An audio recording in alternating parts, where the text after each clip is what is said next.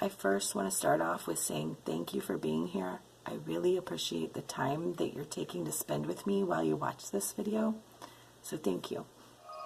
Ride the waves and realize your power.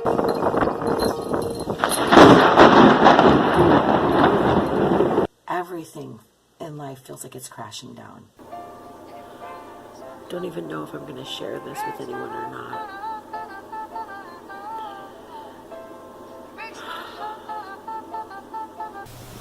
Can I help you to understand what yin and yang is all about? The shadow side and the sunny side of a mountain. Obviously, where you have a peak, you have to have two sides. So one side is in the shade and the other is in the sun. And so we get what we call positive and negative, as we have in electricity. You can't have electrical current without the positive and negative poles, and you can't have one without the other. Explicitly, they're different, but implicitly, they're the same.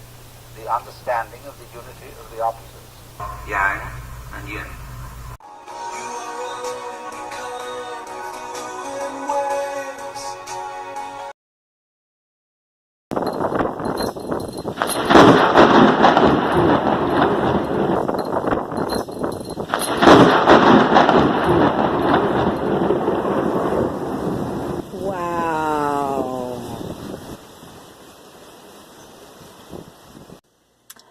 Since my last video, I've had a lot of inspiration through the different life experiences that I've had.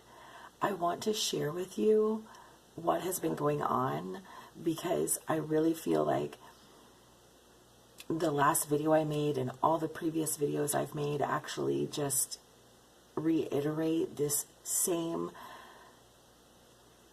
pivotal experience that happened for me. And it was like everything before this was preparing me for this shift, if you will say.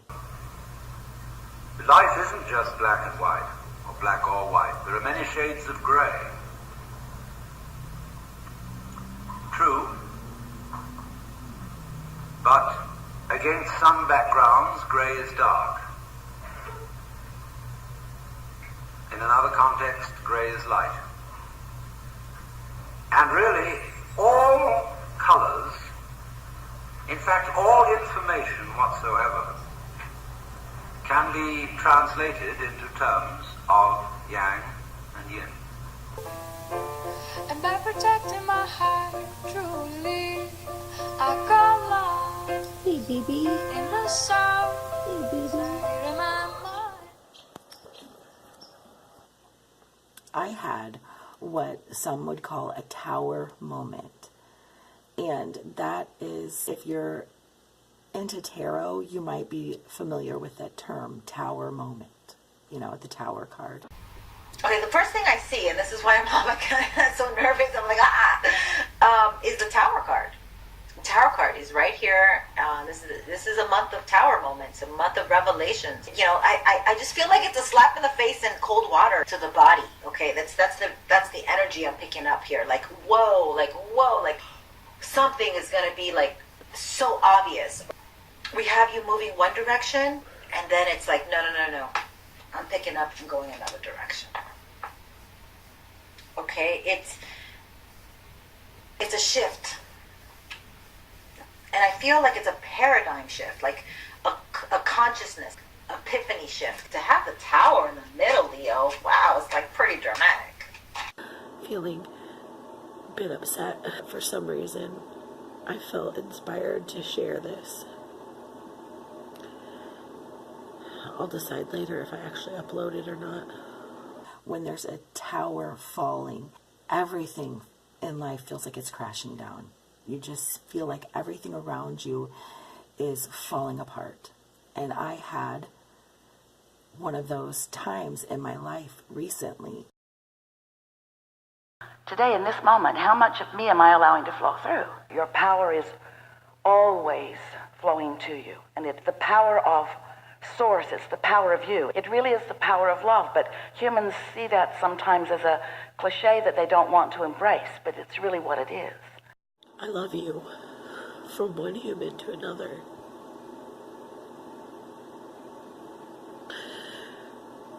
I don't think I can share what's going on right now. I'm clearly too emotional. Maybe I'll be able to gather myself and then share more in a little bit. A horrid time of feeling despair and sadness, just so much sadness. And when I feel that way, I go within. It has become my preference to go within. I just over time, years ago, I used to be more like I would maybe call a friend or call my mother or call somebody and talk to them about it. But over time, I've really learned that it is my preference and it is of value to me to go inward when I feel the negative emotions, is what I would call it, the lower frequencies. When I'm feeling not my fullest, I go within. And for me, this is a time of healing and really feeling it is part of healing from it. So I take the time to feel it, and I personally want to go inward for this and really get in touch with my inner being and get that guidance from the stream of well-being that flows through this universe. Recenter myself, refocus myself. So I go through this process of going inward, feeling it, releasing it in some way. For me, a lot of times that might be writing poetry, or listening to music, reading a book, going for a walk, spending time with my son.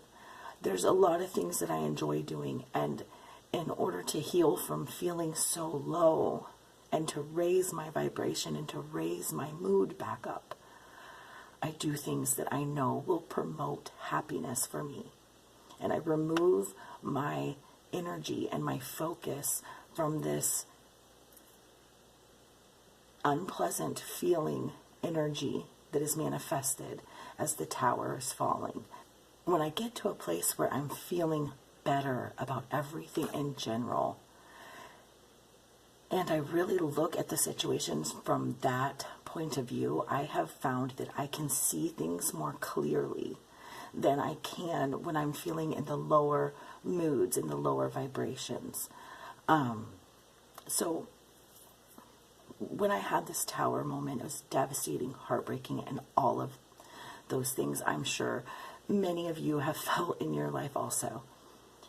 And I've felt this before. I mean, this is part of the human experience. Contrast is not a bad thing. We're going to have the, like the waves in the ocean. We're going to have the high peaks and we're going to have the lows. And it's how we ride those out, that really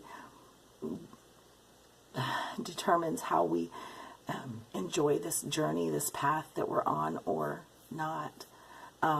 So it is my intention to enjoy life. So I heal it as best I can by feeling better and doing things that I enjoy and putting my energy into things that promote happiness and feeling good. I've had some contrast through relationships and business and that kind of stuff. And Good. It's the stuff eternity is made of. Say that again? Contrast is the stuff that eternity is made of. Without contrast, there cannot be clear choices. And without clear choices, there cannot be new creation. So contrast isn't you doing something wrong. Contrast is life serving you, serving your evolution. And once you're really good at focusing quickly, then contrast doesn't bother you at all. You just see it as opportunity to choose. Because contrast doesn't defeat you when you're in the driver's seat of choosing. So maybe are we to find joy in the contrast? Well, this is the way we explain this. The answer is yes, but here's how we explain it. Step one is life just produces contrast and causes you to ask. So without even maybe putting words to it, if someone's rude to you, you want them to be nicer. And if you don't have enough money, you want more money. It's that simple. Life causes you to ask, even if you don't put words to it. once you've asked, your inner being is all over it. Your inner being, who stands as the receiver of your evolution, becomes the vibrational equivalent of each new asking. So step 1 is you ask, step 2 is it's answered. But it's a vibrational version that humans don't want to admit is real at first. Step 3 is admitting it's real. Step 3 is accepting that it has been asked and answered and that it does exist, and then finding a way to get into the receiving mode of what you're asking for. Because it's constantly being revealed to you, but you've got to get in the receptive mode so that you can receive what's being revealed. It's like the radio station can transmit the message or the music, but if you don't have your tuner set, you're not going to hear it. So you've got to set your frequency to that frequency, which means you can't be in doubt or fear and hear it. So we teach meditation as the easiest way to get there. When you quiet your mind, you stop all thought. When you stop all thought, you stop resistant thought. When you stop resistant thought, your vibration rises. And when your vibration rises, you're in sync. And so now you're in the receptive mode. So step 1 is ask, step 2 is answered, step 3 is receive, and step 4 is getting real good at that. Being so good at receiving, mostly because you like to feel good, and because you've practiced quieting your mind so you can go there easily. So step 4 is just being real good at step 3. That seems silly to have a whole step that's about the step before it. But the receiving mode, it's not like a college degree where once you accomplish it, it's yours forevermore. Hang the plaque on the wall, I have received. It's not like that, because it either is or it isn't in the moment, depending upon how satisfied you are, depending on what you're doing with your thoughts. So step 4 is maintaining some stability there. And then step 5 is what you were just talking about. Step 5 is being back in a contrasting moment, and hear this, often because your inner being inspired you there because you want more expansion. Because if you want expansion, that means you want answers. And if you want answers, you need questions. If you want expansion, you need solutions. And if you want solutions, you need problems. Would you agree? And so when you're tuned in, tapped in, turned on, then very often you are inspired right into the clarity of a problem because it asks a question that the solution is so satisfying when it comes. It's not failure on your part. It's nothing for you or anyone to be disappointed about. It's the process and understanding the process and being at one with the process. And then once Esther caught hold of that, when something wonderful would happen in her life, she'd say, I did that. And when something not wonderful would happen, she would say, I did that too. Because she understood that it's part of the clarifying process. But it's certainly not anything to lose your happiness over. When I do give that positive energy, even the things that seem like they are life-shattering can change on the turn of a dime. Because when I took the time to feel better, like I had all the other times I've practiced this, in maybe situations that didn't feel as detrimental as this one, I said to myself, remember the process. I've done this so many times before, even though this time, this manifestation just feels so huge and earth-shattering, life-shattering, you know, take a minute, get some perspective on it, I told myself. I can't have a square which doesn't have both inside and outside. They go together. And in Buddhism, this going together is called shunya. Although this is often translated void, it means that the inside of the square cannot exist, is void without the outside, the subject without the object, the black without the white. And this, of course, is represented in this fundamental Chinese figure of the yang, or the positive principle, and the yin, or the negative principle, like two fishes, constantly circulating, going round and round and round and round in the alternations of life. Now, the question is, are these two fishes involved in a fight? Is the white one eating up the black one, and the black one trying to eat up the white one? If that is the situation, then, of course, life is fundamentally nothing but a grim contest. If this one up here is the good fellow, and this one is the bad fellow, if this is order and this is chaos, then a fight goes on between them. But what happens if the white fish succeeds in eating up the dark fish? The white fish disappears as well as the dark one, because the white one is only there in relation to the dark. So then, if these two fishes, as it were, wake up, if this one wakes up and this one wakes up, which is called awakening in Buddhism, they realize they're one. In other words, they go together. They're inseparable from each other. And this realization is that experience, awakening. This sudden dawning on our consciousness that life is not really a contest to make yes triumph over no, to make the positive triumph over the negative. The two sides go together. And then one sees in this strange way that underlying all that is negative in the world, all that is in a way painful and evil, there is a kind of necessity to it. It goes with the good.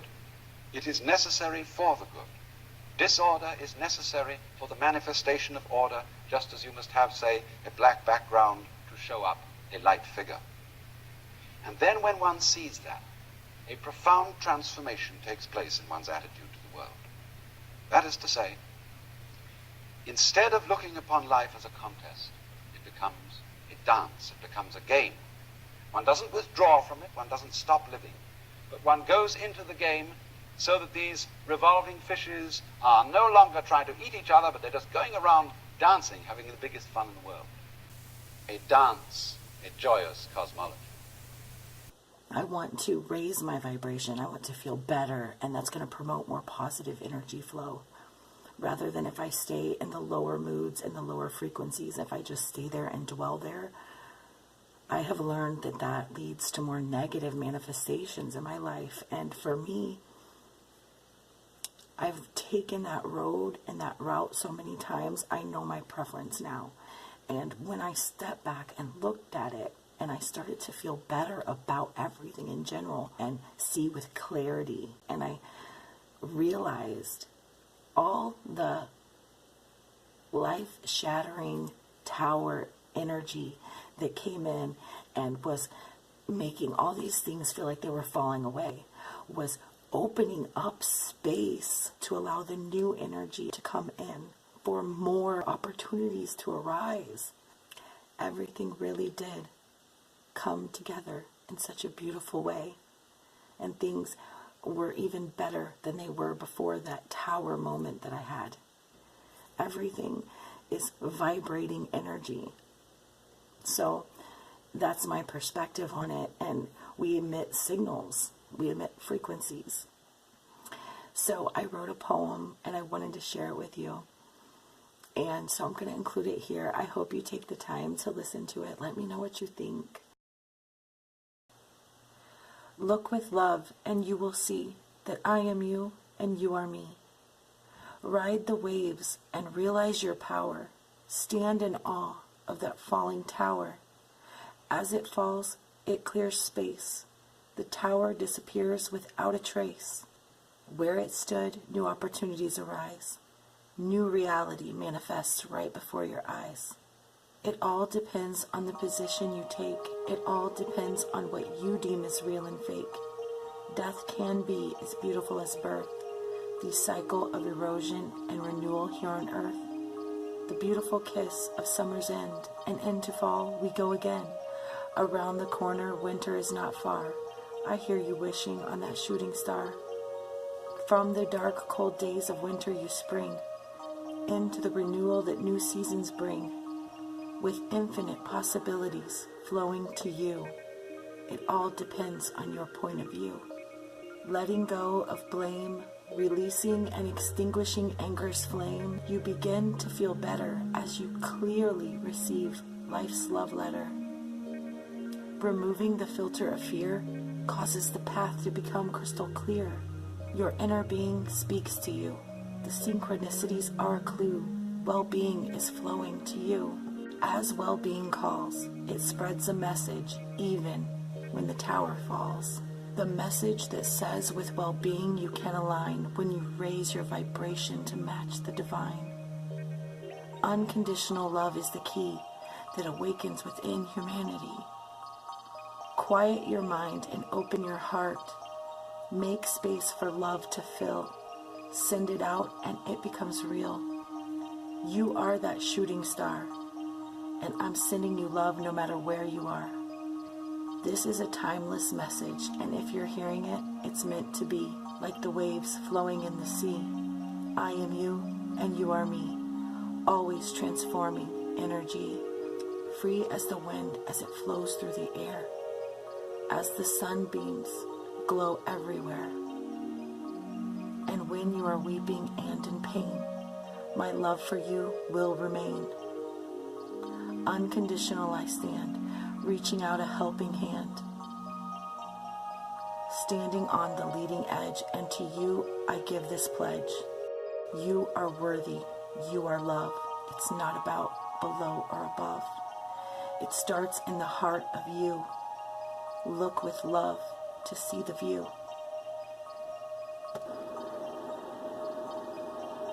You're not alone.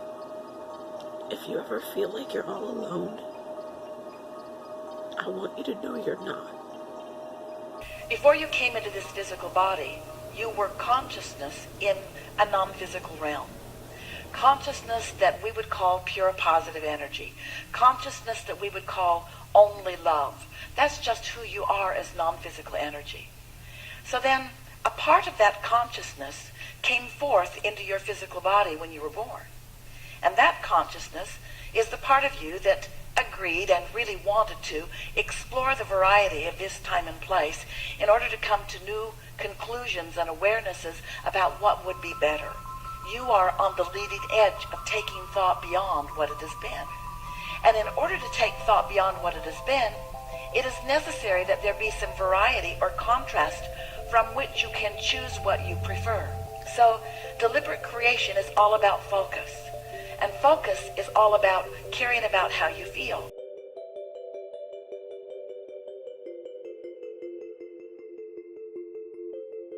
I hope that you're having good days. I'm sending you love and good vibes always. Thank you for being here.